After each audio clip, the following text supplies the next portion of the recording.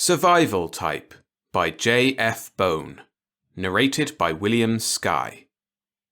Score 1 or 1 million was not enough for the human race. It had to be all or nothing, with one man doing every bit of scoring.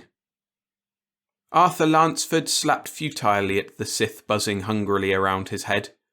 The outsized, 8-legged parody of a mosquito did a neat half-roll and zoomed out of range, hanging motionless on vibrating wings a few feet away. A raindrop staggered it momentarily, and for a fleeting second Lansford had the insane hope that the arthropod would fall out of control into the mud. If it did, that would be the end of it, for Niobian mud was as sticky as flypaper. But the Sith righted itself inches short of disaster, buzzed angrily, and retreated to the shelter of a nearby broadleaf, where it executed another half-roll and hung upside down, watching its intended meal with avid anticipation. Lansford eyed the insect distastefully as he explored his jacket for repellent and applied the smelly stuff liberally to his face and neck. It wouldn't do much good. In an hour his sweat would remove whatever the rain missed, but for that time it should discourage the Sith. As far as permanent discouraging went, the repellent was useless.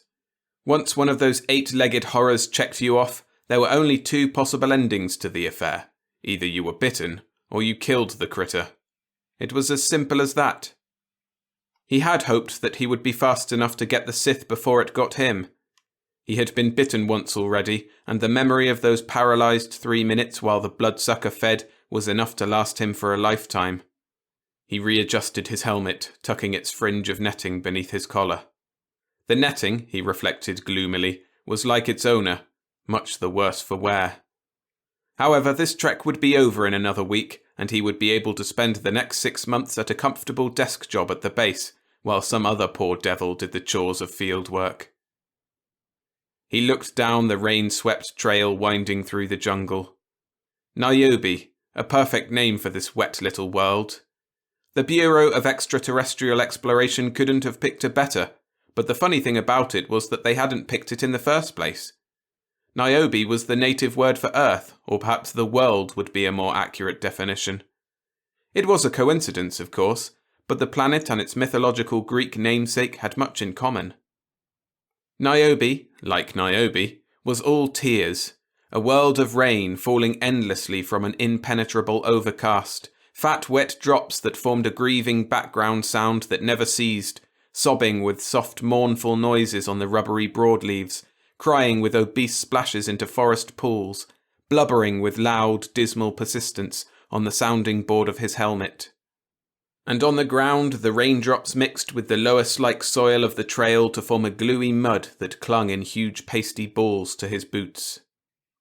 Everywhere there was water, running in rivulets of tear streaks down the round cheeks of the gently sloping land, rivulets that merged and blended into broad shallow rivers that wound their mourners' courses to the sea.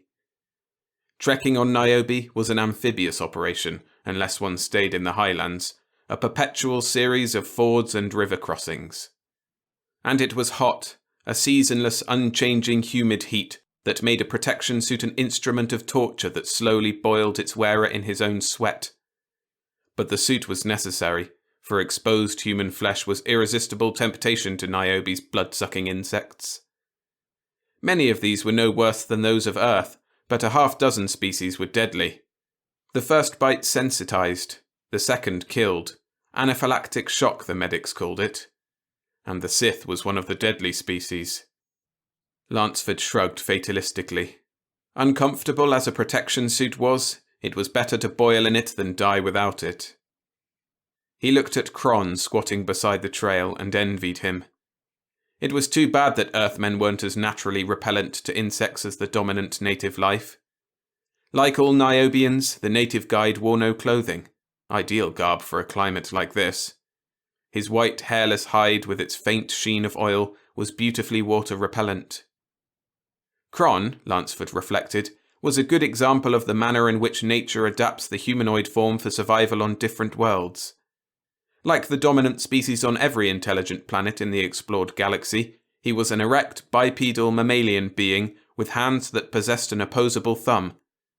Insofar as that general description went, Kron resembled humanity, but there were differences.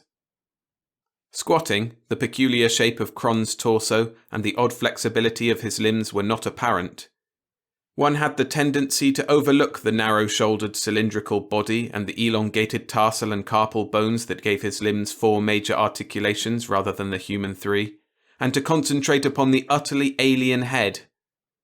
It jutted forward from his short, thick neck, a long-snouted, vaguely dog-like head, with tiny ears lying close against the hairless dome-shaped cranium. Slit-like nostrils, equipped with sphincter muscles like those of a terrestrial seal, argued an originally aquatic environment, and the large, intelligent eyes set forward in the skull to give binocular vision, together with the sharp white carnassial teeth and pointed canines, indicated a carnivorous ancestry.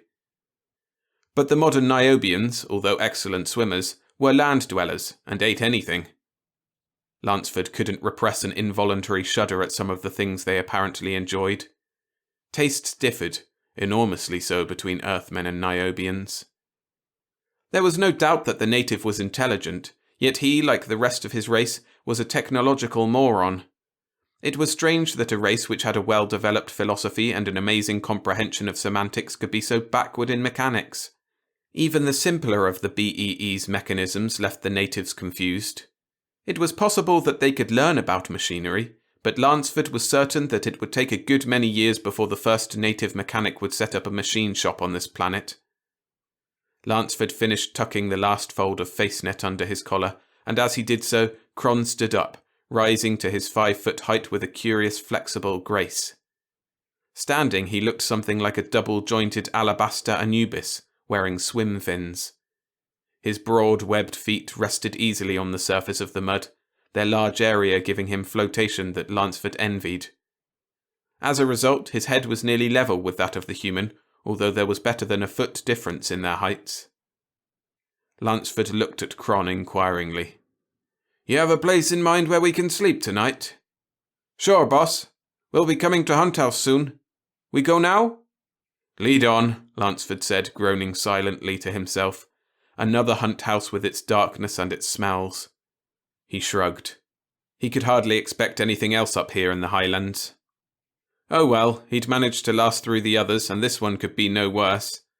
At that, even an airless room full of natives was preferable to spending a night outside. And the Sith wouldn't follow them.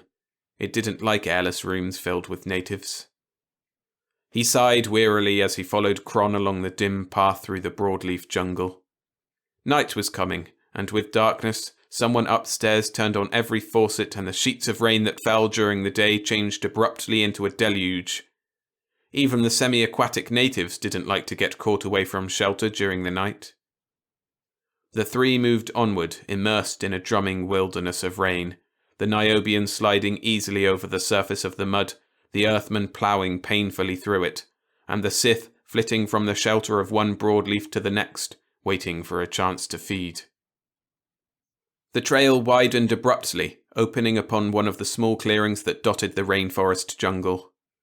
In the centre of the clearing, dimly visible through the rain and thickening darkness, loomed the squat, thatch-roofed bulk of a hunt house, a place of shelter for the members of the Hunters Guild, who provided fresh meat for the Niobian villagers. Lanceford sighed a mingled breath of relief and unpleasant anticipation. As he stepped out into the clearing, the Sith darted from cover, heading like a winged bullet for Lanceford's neck. But the man was not taken by surprise. Pivoting quickly, he caught the iridescent blur of the bloodsucker's wings. He swung his arm in a mighty slap. The high-pitched buzz and Lanceford's gloved hand met simultaneously at his right ear. The buzz stopped abruptly. Lanceford shook his head, and the Sith fell to the ground, satisfactorily swatted. Lanceford grinned. Score 1 for the human race. He was still grinning as he pushed aside the fibre screen closing the low doorway of the hunt house and crawled inside. It took a moment for his eyes to become accustomed to the gloom within, but his nose told him even before his eyes that the house was occupied. The natives, he thought wryly, must be born with no sense of smell, otherwise they'd perish from sheer propinquity.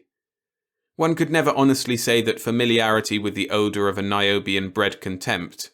Nausea was the right word. The interior was typical, a dark rectangle of windowless limestone walls enclosing a packed dirt floor and lined with a single deck of wooden sleeping platforms.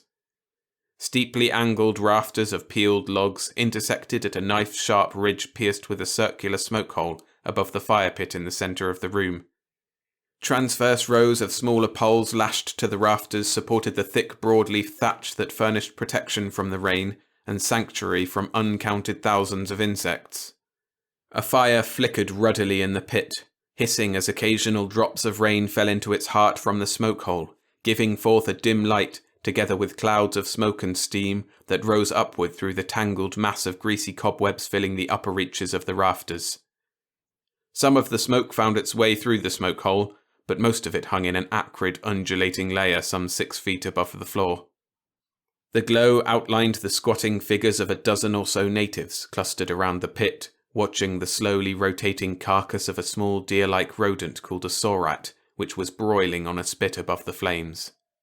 Kron was already in the ring, talking earnestly to one of the hunters, a fellow tribesman judging from the tattoo on his chest. To a Niobian, the scene was ordinary, but to Lansford it could have been lifted bodily from the inferno. He had seen it before, but the effect lost nothing by repetition. There was a distinctly hellish quality to it, to the reds and blacks of the flickering fire and the shadows. He wouldn't have been particularly surprised if Satan himself appeared in the centre of the fire pit, complete with horns, hoofs and tail.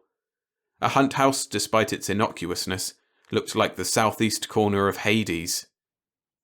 Clustered around the fire, the hunters turned to look at him curiously, and, after a single eye-filling stare, turned back again. Niobians were almost painfully polite. Although Earthmen were still enough of a curiosity to draw attention, one searching look was all their customs allowed. Thereafter they minded their own business. In some ways, Lansford reflected, native customs had undeniable merit. Presently, Kron rose from his place beside the fire and pointed out 2 empty sleeping platforms where they would spend the night. Lansford chose one and sank wearily to its resilient surface. Despite its crude construction, a Niobian sleeping platform was comfortable. He removed his pack, pulled off his mud-encrusted boots, and lay back with a grunt of relaxation. After a day like this, it was good to get off his feet. Weariness flowed over him. He awoke to the gentle pressure of Kron's hand squeezing his own. "The food is cooked," the Niobian said, "and you are welcomed to share it." Lansford nodded, his stomach crawling with unpleasant anticipation. A native meal was something he would prefer to avoid. His digestive system could handle the unsavoury mess, but his taste buds shrank from the forthcoming assault. What the natives classed as a delicate and elusive flavour was sheer torture to an Earthman. Possibly there was some connection between their inefficient olfactory apparatus and their odd ideas of flavour, but whatever the physical explanation might be, it didn't affect the fact that eating native food was an ordeal. Yet he couldn't refuse. That would be discourteous and offensive, and one simply didn't offend the natives. The BEE was explicit about that. Courtesy was a watchword on Niobe. He took a place by the fire, watching with concealed distaste as one of the hunters reached into the boiling vat beside the fire pit with a pair of wooden tongs and drew forth the native conception of a hors d'oeuvre. They called it vorkum, a boiled saurat paunch stuffed with a number of odorous ingredients. It looked almost as bad as it smelled. The hunter laid the paunch on a wooden trencher, scraped the greenish scum from its surface and sliced it open. The odour poured out, a gagging essence of decaying vegetables, rotten eggs and overripe cheese. Lansford's eyes watered, his stomach tautened convulsively, but the Niobians eyed the reeking semi-solid eagerly. No meal on Niobe was considered worthy of the name unless a generous helping of vorkum started it off. An entree like that could ruin the most rugged human appetite, but when it was the forerunner of a main dish of highly spiced barbecue, vorkum assumed the general properties of an emetic. Lansford grimly controlled the nausea and tactfully declined the greasy handful which Kron offered. The Niobian never seemed to learn. At every meal they had eaten during their past month of travel on Niobe, Kron had persistently offered him samples of the mess. With equal persistence, he had refused. After all, there were limits.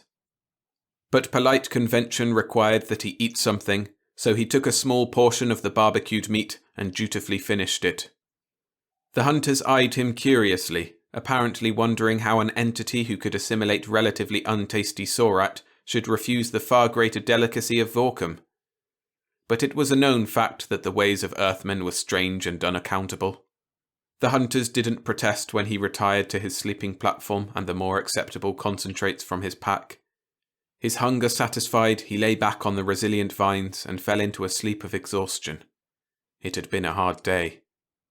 Lanceford's dreams were unpleasant. Nightmare was the usual penalty of sitting in on a Niobian meal, and this one was worse than usual. Huge Siths reeking of Vorkum pursued him as he ran naked and defenceless across a swampy landscape that stretched interminably ahead. The clinging mud reduced his speed to a painful crawl as he frantically beat off the attacks of the bloodsuckers. The climax was horror. One of the Siths slipped through his frantically beating hands and bit him on the face. The shocking pain of the bite wakened him, a cry of terror and anguish still on his lips. He looked around wildly. He was still in the hunt house. It was just a dream. He chuckled shakily. These nightmares sometimes were too real for comfort. He was drenched with sweat, which was not unusual, but there was a dull ache in his head, and the hot, tense pain that encompassed the right side of his face had not been there when he had fallen asleep. He touched his face with a tentative finger, exploring the hot puffiness and the enormously swollen ear with a gentle touch. It was where he had struck the Sith, but surely he couldn't have hit that hard. He gasped, a soft breath of dismay, as realization dawned. He had smashed the Sith hard enough to squeeze some of the insect's corrosive body juices through his face net, and they had touched his skin. That wouldn't normally have been bad, but the Sith bite he had suffered a week ago had sensitized him. He was developing an anaphylactic reaction, a severe one judging from the swelling. That was the trouble with exploration. One occasionally forgot that a world was alien. Occasionally danger tended to recede into a background of familiarity. He had smashed the Sith before it had bitten him, so therefore it couldn't hurt him. He grimaced painfully, the movement bringing another twinge to his swollen face.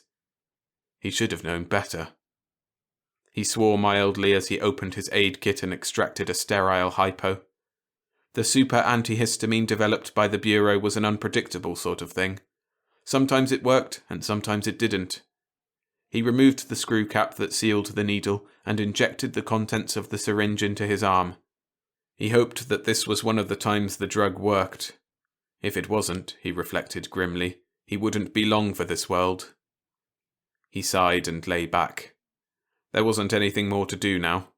All he could do was wait and see if the anti-allergen worked. The Bureau of Extraterrestrial Exploration had discovered Niobe barely 3 years ago, yet already the planet was famous not only for its peculiar climate, but also for the number of men who had died upon its watery surface. Knowledge of this planet was bought with life, grim payment to decrease the lag between discovery and the day men could live and work on Niobe without having to hide beneath domes or behind protection suits. Lanceford never questioned the necessity or the inevitable price that must be paid. Like every other BEE agent, he knew that Niobe was crash priority, a world that had to be understood in minimum time. For Niobe was a made-to-order herbarium for a swampland plant called Vizcaya. The plant was originally native to Algon 4, but had been spread to practically every suitable growth center in the galaxy. It was the source of a complex of alkaloids known as gerontin, and gerontin had the property of tripling or quadrupling the normal lifespan of mammals. It was obvious that Vizcaya culture could have a tremendous distribution throughout the Confederation worlds, but unfortunately the right conditions existed in very few places in the explored galaxy. Despite the fact that most life is based on carbon, oxygen and water, there is still very little free water in the galaxy. Most planets of the Confederation are semi-arid, with the outstanding exceptions of Terra and Lyrane. But these two worlds were the seats of human and humanoid power for so long that all of their swampland had been drained and reclaimed centuries ago. And it was doubly unfortunate that gerontin so far defied synthesis. According to some eminent chemists, the alkaloid would probably continue to do so, until some facet of the Confederation reached a Class 8 culture level. Considering that Terra and Lyrain, the two highest cultures, were only Class 7, and that class level steps took several thousands of years to make, a policy of waiting for synthesis was not worth considering. The result was that nobody was happy until Niobe was discovered. The price of illicit gerontin was astronomical, and most of the Confederation's supply of the drug was strictly rationed to those whom the government thought most valuable to the Confederation as a whole. Of course, the Confederation officialdom was included, which caused considerable grumbling. In the nick of time, Niobe appeared upon the scene, and Niobe had environment in abundance. The wheels of the Confederation began to turn. The BEE was given a blank check and spurred on by a government which, in turn, was being spurred on by the people who composed it. The exploration of Niobe proceeded at all possible speed. With so many considerations weighed against them, what did a few lives matter? For the sake of the billions of humanoids in the Confederation, their sacrifice was worthwhile, even if only a few days or hours were saved between discovery and exploitation. Lansford groaned as a violent pain shot through his head. The anti-allergen apparently wasn't going to work, for it should have had some effect by now. He shrugged mentally. It was the chance one took in this business. But he couldn't say that he hadn't been warned. Even old Sims had told him, called him a unit in the BEE's shortcut trial and error scheme. An error it looked like now.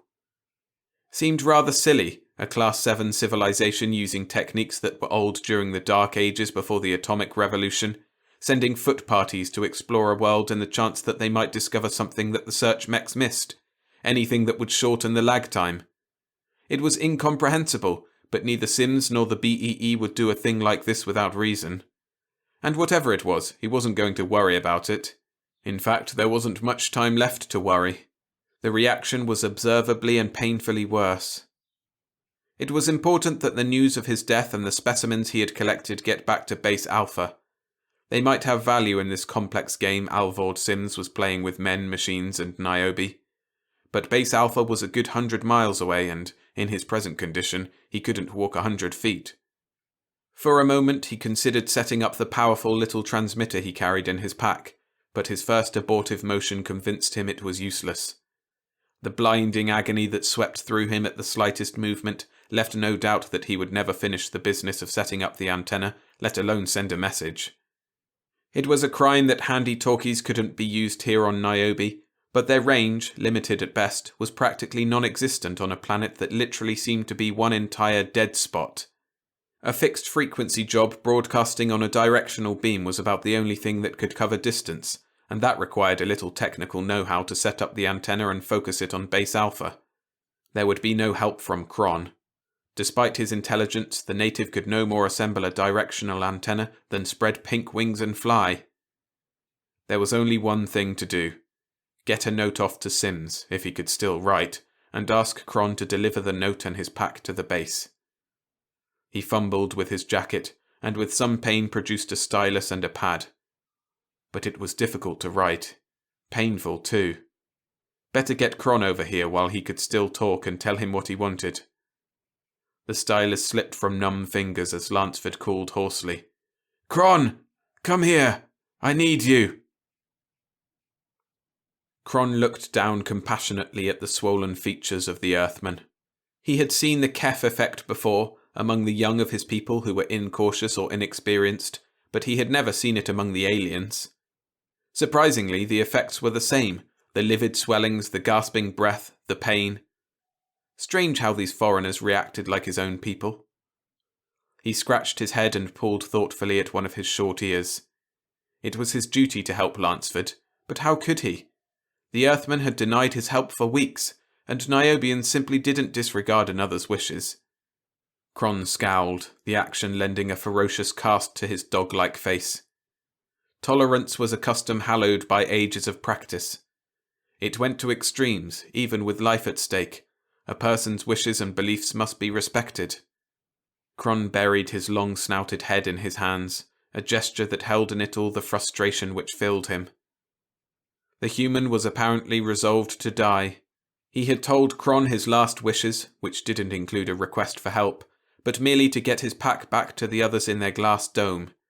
It was astonishing that such an obviously intelligent species should have so little flexibility. They didn't understand the first principles of adaptation. Always and forever they held to their own ways, trying with insensate stubbornness to mould nature to their will, and when nature overcome their artificial defences, they died, stubborn, unregenerate, inflexible to the end. They were odd, these humans. Odd and a little frightening. Lansford breathed wheezily. The swelling had invaded the inner tissues of his throat and was beginning to compress his windpipe. It was uncomfortable, like inhaling liquid fire, and then there was the constant desire to cough and the physical inability to do so. "Dirty luck," he whispered. "Only a week more and I'd have had it made. The longest trek a man's made on this benighted planet." Cron nodded, but then belatedly realized that the human was muttering to himself. He listened. There might be something important in these dying murmurings, something that might explain their reasons for being here and their strange driving haste that cared nothing for life. "It's hard to die so far from one's people, but I guess that can't be helped. Old Sims gave me the score. Like he said, a man doesn't have much choice of where he dies in the BEE. "You don't want to die!" Cron exploded. "Of course not," Lansford said with weak surprise. He hadn't dreamed that Cron was nearby. This might well destroy the imperturbable Earthman myth that the BEE had fostered. "Not even if it is in accord with your customs and rituals?" "What customs?" "Your clothing, your eating habits, your ointments. Are these not part of your living plan?" Despite the pain that tore at his throat, Lansford managed to chuckle. This was ridiculous. "Hell no! Our only design for living is to stay alive, particularly on jobs like this one. We don't wear these suits and repellent because we like to. We do it to stay alive. If we could, we'd go around nearly as naked as you do." "Do you mind if I help you?" Cron asked diffidently. "I think I can cure you." He leaned forward anxiously to get the man's reply. "I'd take a helping hand from the devil himself if it would do any good." Cron's eyes were brilliant. He hummed softly under his breath, the Niobian equivalent of laughter. "And all the time we thought—" he began and then broke off abruptly. Already too much time was wasted without losing any more in the meditating upon the ironies of life. He turned toward the fire pit, searched for a moment among the stones, nodded with satisfaction, and returned to where Lansford lay. The hunt house was deserted save for himself and the Earthman. With characteristic Niobian delicacy, the hunters had left, preferring to endure the night rain than be present when the alien died. Cron was thankful that they were gone, for what he was about to do would shock their conservative souls. Lansford was dimly conscious of Cron prying his swollen jaws apart and forcing something wet and slippery down his throat. He swallowed, the act a tearing pain to the edematous membranes of his gullet, but the stuff slid down, leaving a trail of fire in its wake. The act triggered another wave of pain that left him weak and gasping. He couldn't take much more of this. It wouldn't be long now before the swelling invaded his lungs to such a degree that he would strangle. It wasn't a pleasant way to die. And then, quite suddenly, the pain eased. A creeping numbness spread like a warm black blanket over his outraged nervous system. The stuff Cron had given him apparently had some anesthetic properties. He felt dimly grateful, even though the primitive native nostrum would probably do no good other than to ease the pain. The blackness went just far enough to paralyze the superficial areas of his nervous system. It stopped the pain and left him unable to move, but the deeper pathways of thought and reason remained untouched. He was conscious, although no external sensation intruded on his thoughts. He couldn't see Cron. The muscles that moved his eyes were as paralyzed as the other muscles of his body, and the native was outside his field of vision. But somehow he knew exactly what the Niobian was doing. He was washing mucus from his hands in a bowl of water standing beside the fire pit, and he was wondering wryly whether forced feeding was on the list of human taboos. Lansford's mind froze, locked in a peculiar contact that was more than awareness. The sensation was indescribable. It was like looking through an open door into the living room of a stranger's house. He was aware of the incredible complexity and richness of Cron's thoughts, of oddly sardonic laughter, of pity and regret that such a little thing as understanding should cause death and suffering through its lack, of bewildered admiration for the grim persistence of the alien Earthmen, mixed with a wondering curiosity about what kept them here, what the true reasons were for their death-defying persistence and stubbornness, of an ironic native paraphrase for the Terran saying, "Every man to his own taste," and a profound speculation upon what fruits might occur from true understanding between his own race and the aliens. It was a strangely jumbled, kaleidoscopic flash that burned across the explorer's isolated mind, a flash that passed almost as soon as it had come, as though an invisible door had closed upon it. But one thing in that briefly shocking contact stood out with great clarity. The Niobians were as eager as the BEE to establish a true contact, a true understanding, for the message was there, plain in Kron's mind that he was thinking not only for himself, but for a consensus of his people, a decision arrived at as a result of discussion and thought, a decision of which every Niobian was aware, and with which most Niobians agreed. The magnitude of that thought and its implications staggered Lansford's imagination. After 2 years of exploration and contact with the dominant race of this planet, the BEE still knew literally nothing about the sort of people with whom they were dealing. This instantaneous neural contact proved that. Equated against the information dished out in basic training, it merely emphasized the fact that the BEE was grossly ignorant. Anthropological intelligence had a lot to account for. The job they'd done so far could have been performed by low-grade morons. In wishing to avoid the possibility of giving offence in hiding behind a wall of courtesy and convention, there had been no contact worthy of the name. Yet here was the possibility of a rapport that could be closer than any which existed between any races in the galaxy. Lansford groaned with silent frustration. To learn this when he was dying was the bitterest of ironies. In any other circumstances, the flash of insight could be parlayed into a key which might unlock the entire problem of Niobian relationships. Bitterly he fought against the curtain of unconsciousness that closed down on him, trying by sheer will to stay awake, to make some move that could be interpreted, to leave some clue to what he had learned. It was useless. The darkness closed in, inexorable and irresistible. Arthur Lansford opened his eyes, surprised that he was still alive. The pain was gone from his face, and the swelling had subsided. He grinned with relief. His luck had held out. And then the relief vanished in a wave of elation. He held the key. He knew the basics for mutual understanding, and he would be alive to deliver them to the specialists who could make them operate. He chuckled. Whatever the cure was, the BEE drug, Kron's treatment, whatever it was, it didn't matter. The important thing was that he was going to live. He wondered whether that flash of insight just before unconsciousness had been real or a figment of delirium. It could have been either, but Lansford clung to the belief that the contact was genuine.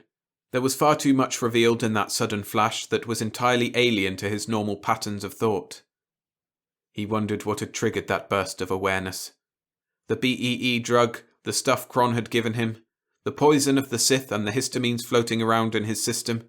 It could have been any one of a number of things, or maybe a complex of various factors that had interacted to make him super receptive for an instant of time. It was something that would have to be reported and studied with the meticulous care which the BEE gave to any facet of experience that was out of the ordinary. A solution might possibly be found, or the whole thing might wind up as one of those dead ends that were so numerous in exploration work.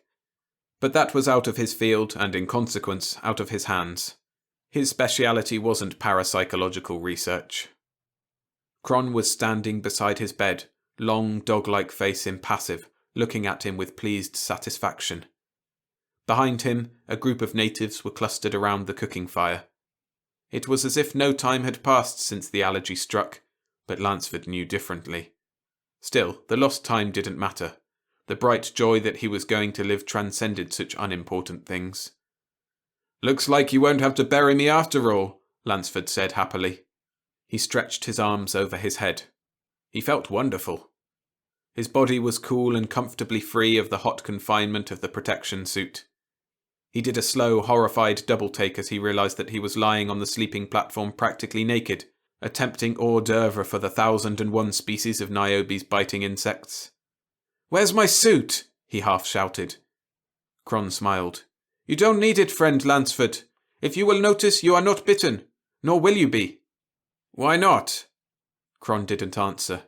It wasn't the proper time, and the euphoria that he and the Earthman were enjoying was too pleasant to shatter. Lansford didn't press the matter.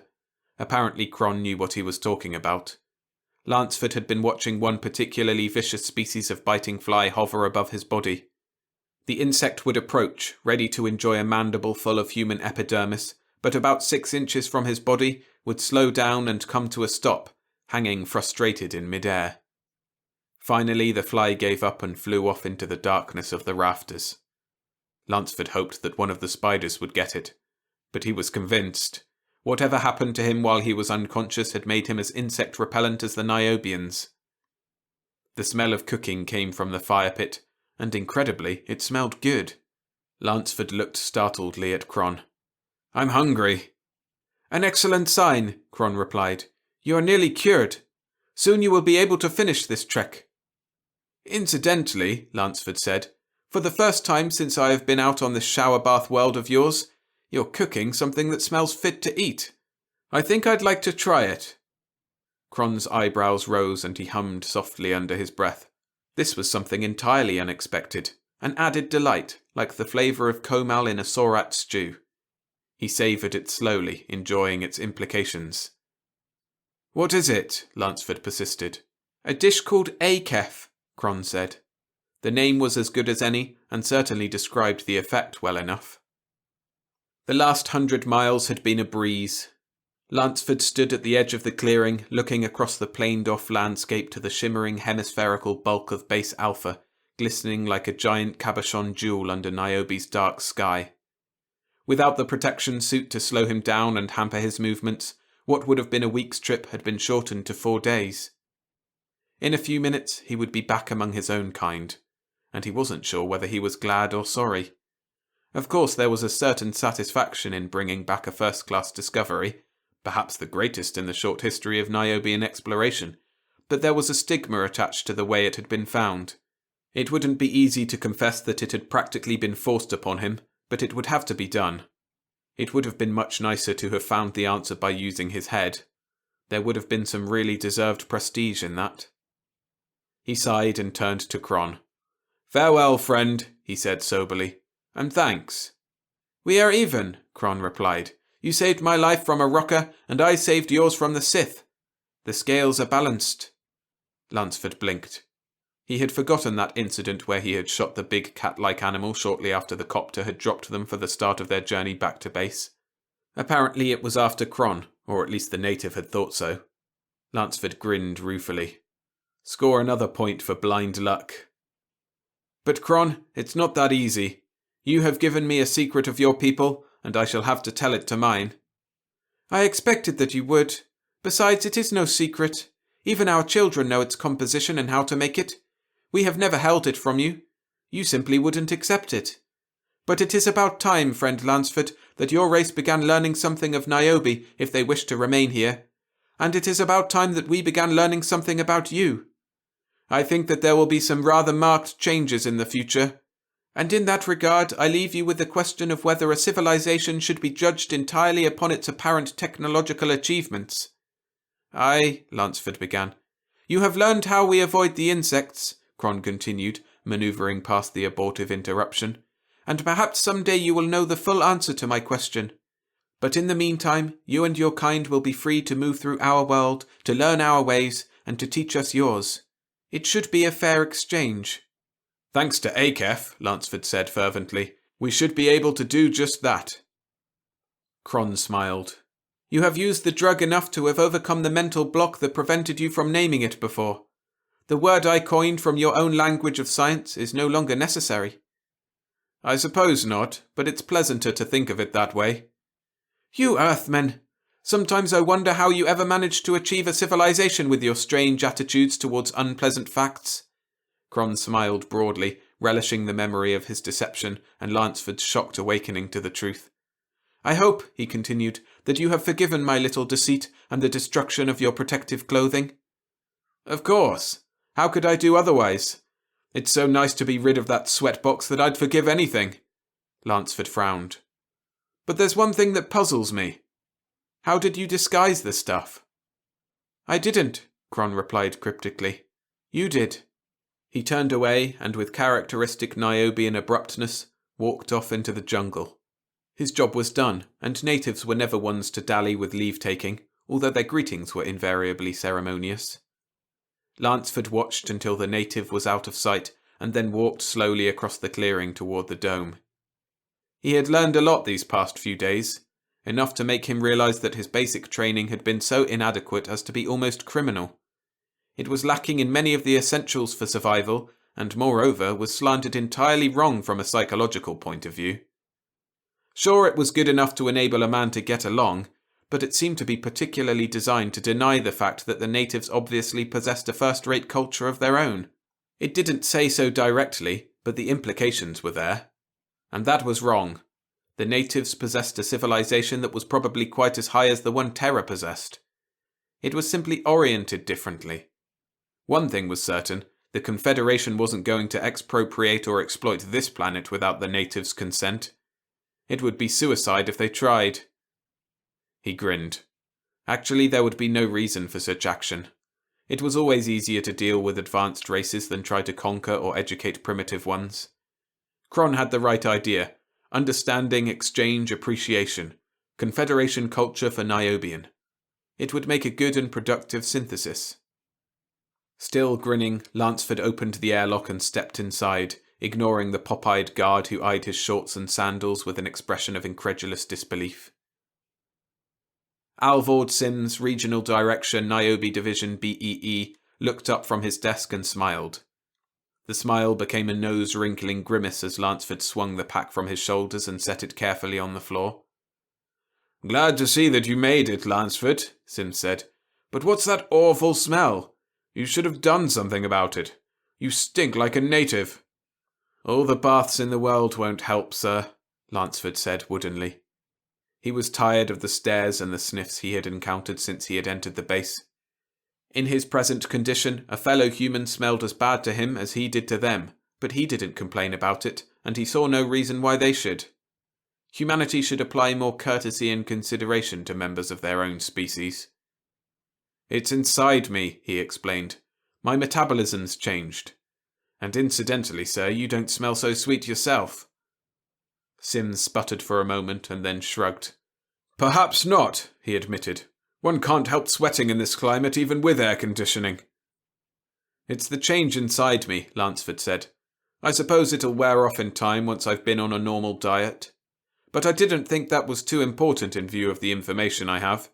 I've learned something vital, something that you should know at once. That's why I'm here.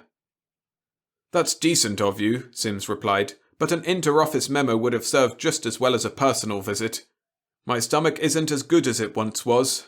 Ulcers, you know. The executive's disease, Lansford commented. Sims nodded. Well, Arthur, what did you find that was so important? That we've been fools. Sims sighed. That's nothing new. We've been fools since the day we left Earth to try and conquer the stars. That's not what I mean, sir. I mean that we've been going at this Niobe business the wrong way. What we need is to understand the natives instead of trying to understand the planet. Out of the mouths of babes and probationers, Sims said with gentle irony. It pays off, Lansford replied doggedly. Take my case. I've found out why the natives are insect-proof. That's a new wrinkle. Can you prove it? Certainly. I came the last 100 miles in shorts. What happened to your suit?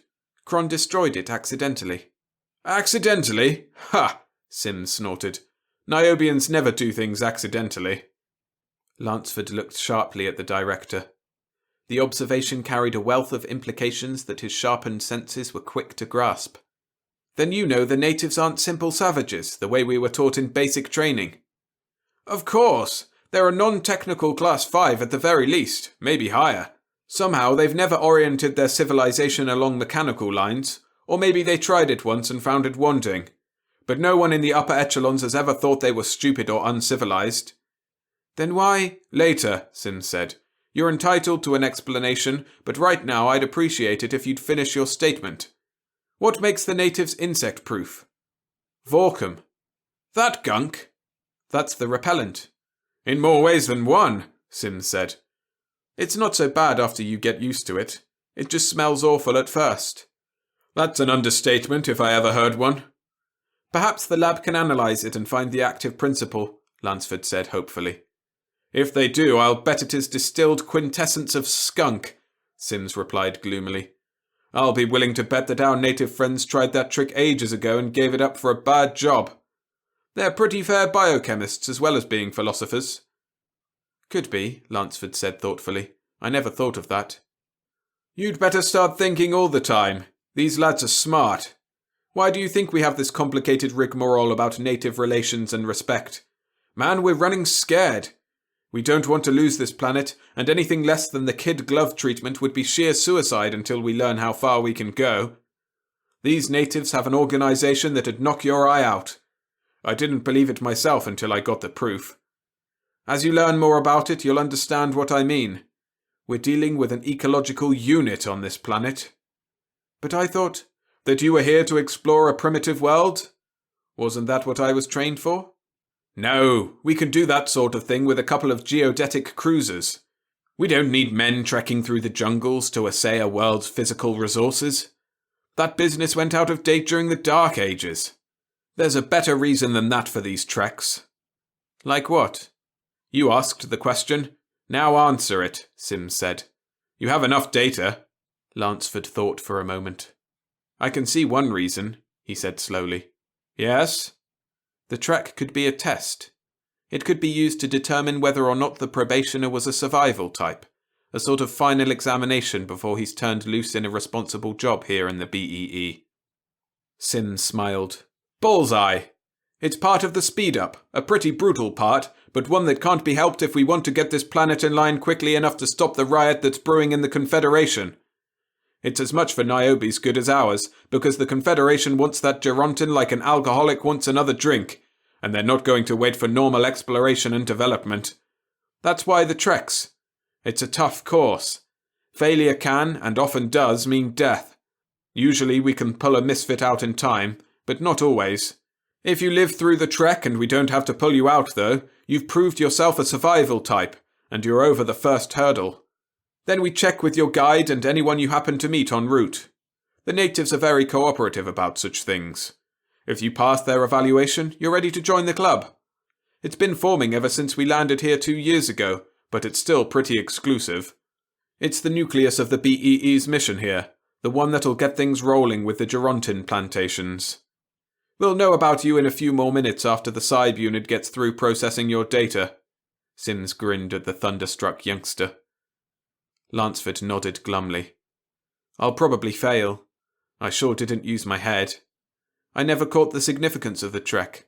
I failed to deduce the reason for the insect-repellent qualities of the natives, and I missed the implications of their culture until I had almost reached base. Those things are obvious. Any analytical brain would have figured them out. They're only obvious when you know what you're looking for, Sims said gently. Personally, I think you did an excellent job, considering the handicaps you have faced, and the discovery of the Vorkum was masterly. Lansford blushed. I hate to admit it, but Kron literally shoved the stuff down my throat. I didn't mean the method by which you learned that Vorkum was the stuff we've been searching for, Sims said. I meant the results you obtained. Results are what count in this business. Call it luck if you wish, but there is more to it than that.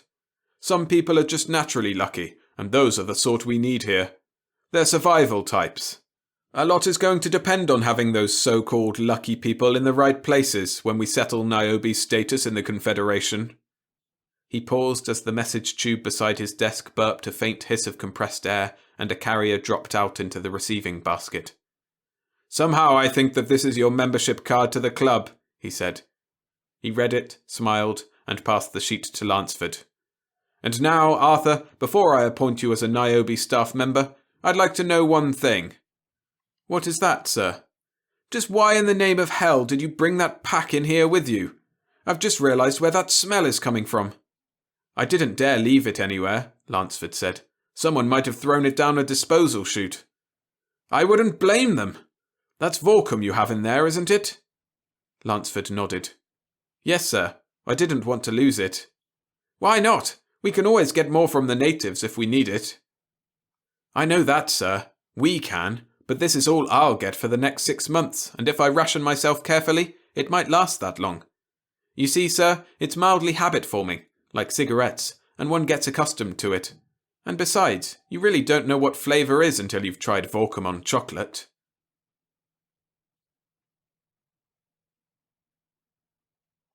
Thanks for listening. If you enjoyed the story, hit the like button and subscribe to support the channel and stay updated with new stories every Monday and Friday. And for more stories, including full-length novels, or just to help out a creator, consider subscribing to my Patreon at patreon.com/storiesfromthesky_SFF. If you like this kind of story about discovering the ingenuity of alien races, go and check out Beyond the Wub by Philip K. Dick. A link to that video is on screen now.